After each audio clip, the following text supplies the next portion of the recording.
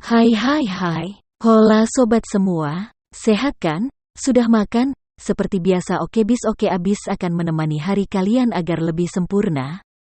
Hari ini Okebis akan melanjutkan cerita dari novel Menantu yang Diremehkan. Eits, sebelum masuk ke ceritanya, pastikan kalian sudah like dan subscribe ya. Yuk langsung saja ke ceritanya. Cekidot. Sekarang, Tama dan dia berada di tanah yang sama, hanya terpisah lebih dari 400 km.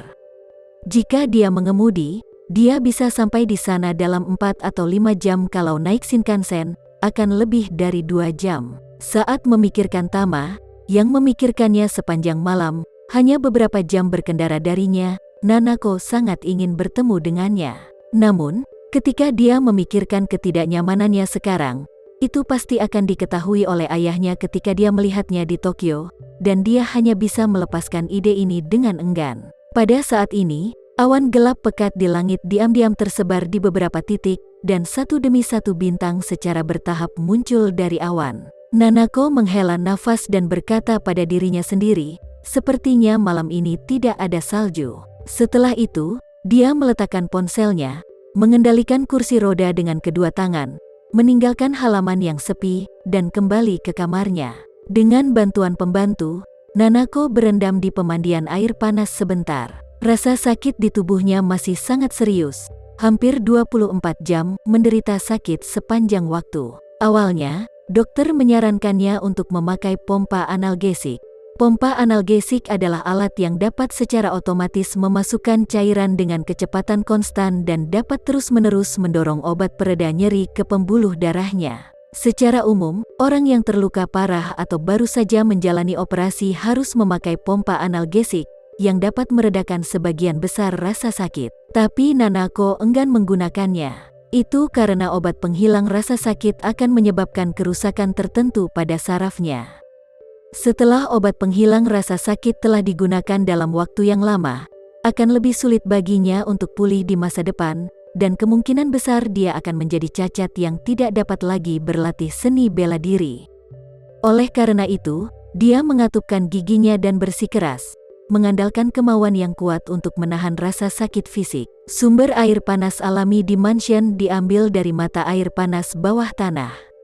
Ia kaya akan mineral dan kaya akan selenium, yang sangat bermanfaat bagi tubuh dan dapat meredakan nyeri tubuh sampai batas tertentu. Namun karena tubuhnya masih terluka, dia tidak bisa berendam di pemandian air panas dalam waktu yang lama, tidak lebih dari 1 jam sehari. Jadi waktu paling membahagiakan Nanako setiap hari adalah di pemandian air panas. Merendam tubuhnya di pemandian air panas, Nanako hanya bisa memikirkan Tama lagi. Dia ingat bagaimana dia mencarinya di area villa tempat Tama tinggal dengan rasa malu seorang gadis. Saat itu, dia gugup seperti burung puyuh kecil di depannya. Ketika dia bingung, dia memberi Tama secangkir teh susu di tangannya, dan berbohong bahwa dia akan meminumnya, tetapi dia tidak menyangka bahwa dia benar-benar menyesap teh susu. Dan sebelum Tama meminumnya, Nanako baru saja menggunakan sedotan itu. Tingkah laku tak langsung seperti itu adalah hal paling ambigu yang pernah Nanako lakukan dengan seorang pria sejak dia dewasa. Itu juga merupakan ciuman tidak langsung yang telah dipikirkan Nanako sejak saat itu. Memikirkan penampilan Tama, dia tanpa sadar mengangkat jari rampingnya dan menulis Tama dalam karakter tradisional di atas air. Ada gelombang riak air lembut di atas air, tetapi dia tidak bisa menahan guratan yang dia tulis. Jejak sekilas inilah yang memungkinkan Nanako menjadi percaya diri dan berani, dan menulis nama Tama di atas air berulang kali tanpa meninggalkan jejak. Malam ini, Nanako tidak bisa tidur lama. Malam ini, langit di Kyoto berangsur-angsur cerah.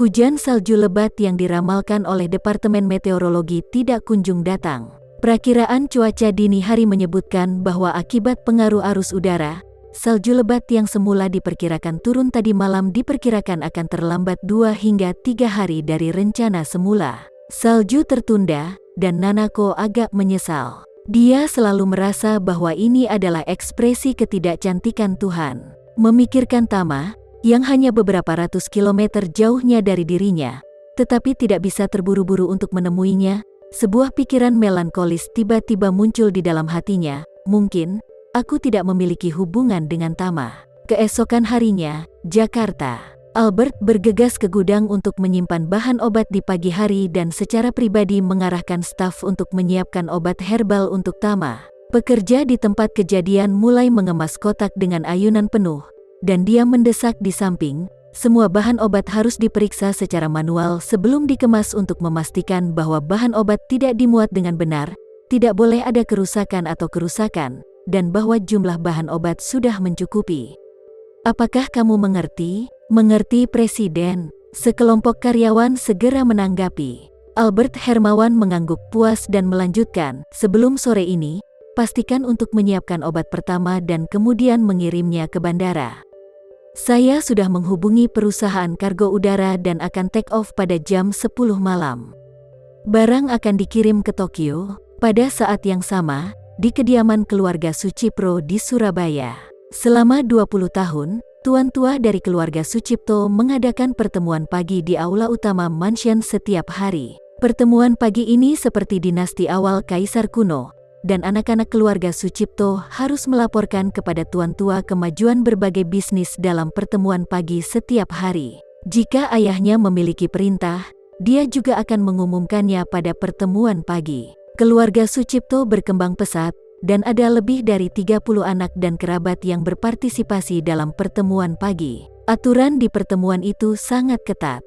Tuan tua duduk di anak tangga setinggi setengah meter, menghadap semua orang, sangat carden. Anak, cucu, dan kerabat duduk dalam beberapa baris sesuai dengan status dan generasi. Saat ini, Tuan Sucipto sedang duduk di kursi seperti naga, memandangi anak-anak di bawah panggung, dan berkata dengan sikap tegas, situasi minyak mentah internasional akhir-akhir ini terus bergolak dan kemerosotan ekonomi global telah menyebabkan krisis internasional.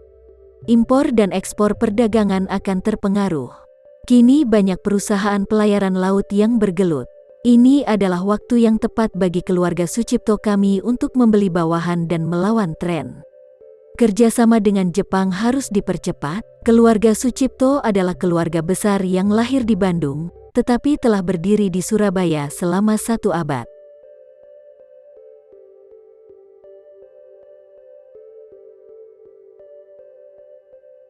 Terima kasih ya sobat semua.